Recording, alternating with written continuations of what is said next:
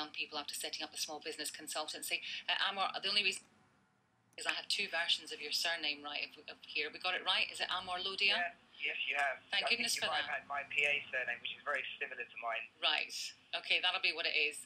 Just explain then. I mean, when we had the report from the court about the fact that this was an 11-year-old boy, who was the youngest person, that's obviously that's very young at which to allegedly start this kind of thing. But why do you think these people are doing it?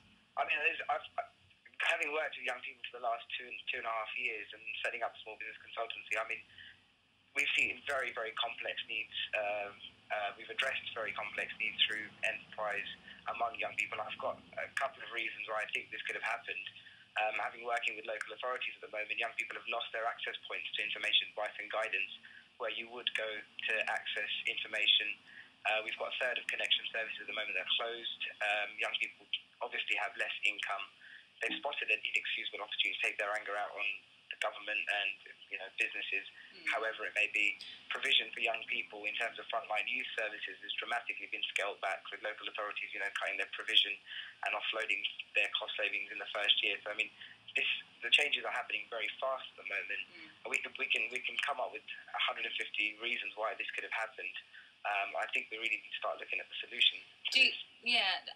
I mean, clearly that's your opinion, and there are a lot of people who have different opinions about why they were doing it, and why the rioters and looters were doing it. Some of them, it is possible, perhaps, had those problems. Youth provision centres, etc., closing. They haven't got the access points to information anymore. But I mean, when you look at the number of people involved, does it not maybe cross your mind that perhaps some of them did it because they saw other people doing it and getting away with it, and it looked like fun? Well, I'll tell you something. We launched something at the Small Business Consultancy. We launched something called the Breaking the Cycle Initiative, where we get young people from marginalised backgrounds who are extremely entrepreneurial, like the young people that have displayed very negatively in this case, an opportunity to work with one of our corporate partners for 8 weeks on a paid placement. Now, if more organisations actually participate in this scheme, with 1 million young people currently unemployed, can you imagine how many less young people there would have been on the street in the first place?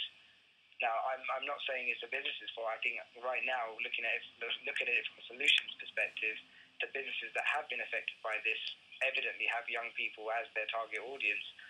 They should now start looking at this as an opportunity to engage more young people in their organisations at the heart of it, and actually create opportunities for marginalised young people. I think we'd be playing a Rubik's Cube game if we try and look at the reasons why this has happened. Okay. Fair enough. We've been asking the questions for many days, and obviously people are not going to agree. Let me ask you about your own experience. You used to be a vandal, and now you work with young people. You've set up a small business consultancy. Can you explain why? I mean, you burned cars, you broke windows. Why did you do that?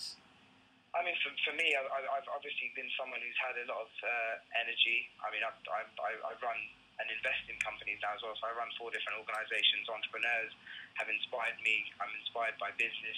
I was very lucky to be able to find a channeled route to channel my energy.